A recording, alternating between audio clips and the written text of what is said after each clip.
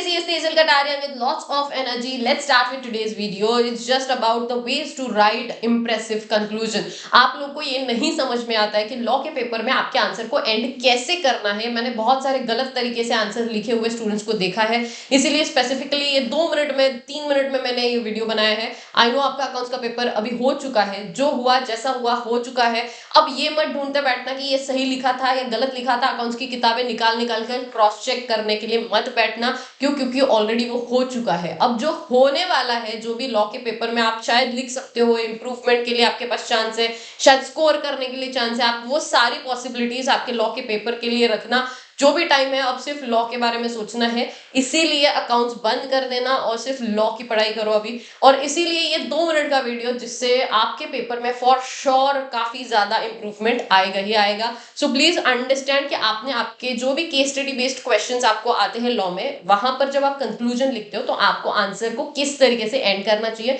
5 तरीके समझाऊंगी। सबसे पहले तो आप जब भी पूरा आपका प्रेजेंटेशन होगा उसमें प्रोविजन लिख देना, फिर उसके बाद आप जो भी फैक्ट्स ऑफ द केस है या एक्सप्लेनेशन है, देन कंक्लूजन। ध्यान से समझो, कितने मार्क्स के लिए क्वेश्चन पूछा है उसी के अकॉर्डिंगली लिखना मैंडेटरी होता है। ये मैंने लास्ट टाइम भी बताया था, इस चीज का लिंक मैंने डिस्क्रिप्शन में भी डाला है, मैंने अपने टेलीग्राम पर भी डाला हुआ है। राइट अकॉर्डिंग टू मार्क्स बहुत ज्यादा इंपॉर्टेंट है। Right according to your marks. अगर 4 मार्क्स के लिए है तो कितना लिखना चाहिए, 6 मार्क्स के लिए आया तो कितना लिखना चाहिए, ये सारी चीजें उसमें समझाई है।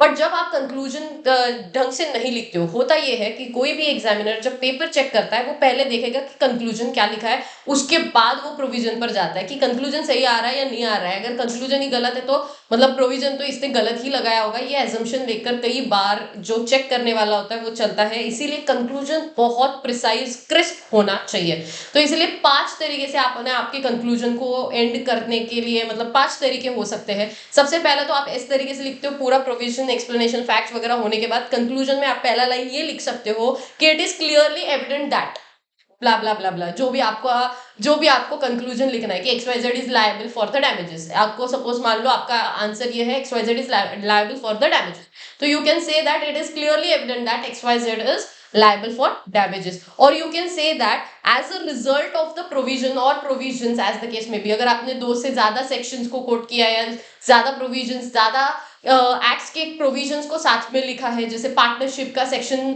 36, section 11 and Indian contract act का सेक्शन 27, तीनों को मिलाकर क्वेश्चंस आते हैं। तो अकॉर्डिंग टू प्रोविजन और प्रोविजंस एज द केस में भी, जो भी आप लिखना चाहो, as a result of provision और प्रोविजंस, आपका जो भी कंक्लूजन है आप वो लिख सकते हो। Minor can be admitted as a partner और समथिंग लाइक दैट। या फिर आप ऐसा लिख सकते हो कि by the virtue of section और सेक्शंस। अगर ज्यादा सेक्शंस पर क्वेश्चंस है, 2-3 सेक्शंस मिलाकर आप लोगों को क्वेश्चन आया है, तो आप ये भी लिख सकते हो बाय वर्च्यू ऑफ सेक्शंस, या सेक्शन जो भी आपने ऊपर लिखा हुआ उसके बेसिस पर। या फिर आप ऐसा लिख सकते हो in the light of set of provisions above, जो भी ऊपर लिखा है उसके बेसिस पर मेरा ये कंक्लूजन है। कई बार एग्जाम में आपको इस तरीके से क्वेश्चंस पूछते हैं कि यार आप अगर लीगल एडवाइजर है, आप कंप्लायंस ऑफिसर है, तो आप क्या आंसर देना चाहोगे। तो एज अ लीगल एडवाइजर और officer of the firm, company, as the case में भी जो भी है, उसके बेसिस पर मेरा ये कंक्लूजन है। आप इस तरीके से, आपके ये 5 तरीके हैं जिसपे आपको मतलब फोकस करना है। आपने इसी तरीके से कंक्लूजन को लिखना है, it is clearly evident that, और वॉट एवर जो भी 5 वेज मैंने समझाए हैं,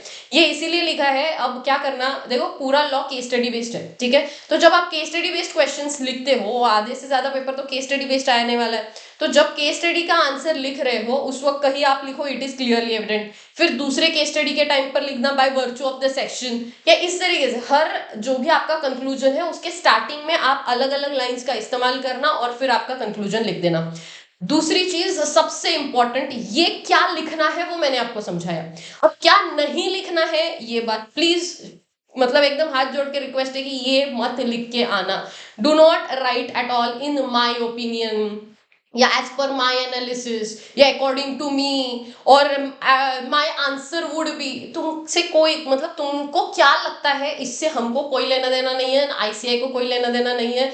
तुमको क्या लगता है ये नहीं पूछा है, प्रोविजन के हिसाब से आंसर क्या है वो चाहिए। तो प्लीज ये शब्दों का इस्तेमाल कभी भी आपके कंक्लूजन में नहीं होना चाहिए। ये प्लीज मतलब तुम क्या करना है वो याद रखो ना रखो, लेकिन ये मत लिख के आना प्लीज कि अकॉर्डिंग टू मी ये है, अकॉर्डिंग टू मी वो है, मेरा एनालिसिस के हिसाब से मेरा ओपिनियन है। तुम्हारे ओपिनियन की कोई वैल्यू नहीं है। प्रोविजन के हिसाब से क्या आंसर होना चाहिए, इतना ही केस स्टडी बेस्ड क्वेश्चन होता है। इसके अलावा और एक चीज समझो, कंक्लूजन बहुत क्रिस्प प्रिसाइज 2 लाइन 3 लाइंस का होता है, उससे ज्यादा नहीं होना चाहिए।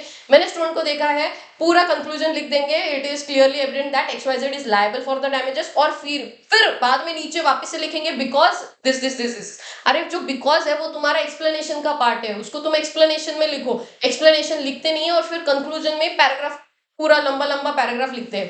प्लीज सामने वाले को जो चेक करने वाला है उसको परेशान मत करो, जितना उसको परेशान करोगे वो तुमको करेगा। तो वन लाइनर होना चाहिए। दूसरी बात बहुत इंपॉर्टेंटली ये ध्यान रखना, जब भी कंक्लूजन लिखते हो, जो कंक्लूजन का जो तुमको जिस तरीके से क्वेश्चन पूछा है ना, उसी तरीके से तुम उसको वन लाइनर की तरह आंसर करो। मतलब क्या, जैसे बचपन में हम लिखते थे वन स्टेटमेंट के आंसर्स, वैसे ही आपने आंसर करना है कि XYZ इज लायबल और नॉट। ऐसा क्वेश्चन है कि यार ऐसा बोलो कि contention of XYZ is right और रॉन्ग, आप सिर्फ उतना ही लिखो जो क्वेश्चन का लास्ट लाइन क्वेश्चन मार्क करके आपको पूछा है कंक्लूजन में। बाकी सारी चीजें आपके ऊपर प्रोविजन, फैक्ट्स, एक्सप्लेनेशन में सारा सही तरीके से डिस्ट्रीब्यूट होना चाहिए, आपके फ्लो ऑफ द आंसर सही होना चाहिए, और कंक्लूजन को बहुत प्रिसाइज रखना। सामने वाला बस वो देखता है, टिक मारेगा, ऊपर देखेगा प्रोविजन के सेक्शन लिखे है क्या, कीवर्ड्स लिखे है क्या, टिक करके आगे बढ़ने वाला है। तो प्लीज ये ध्यान रखो ये चीजों का, कंक्लूजन बहुत मैटर करता है।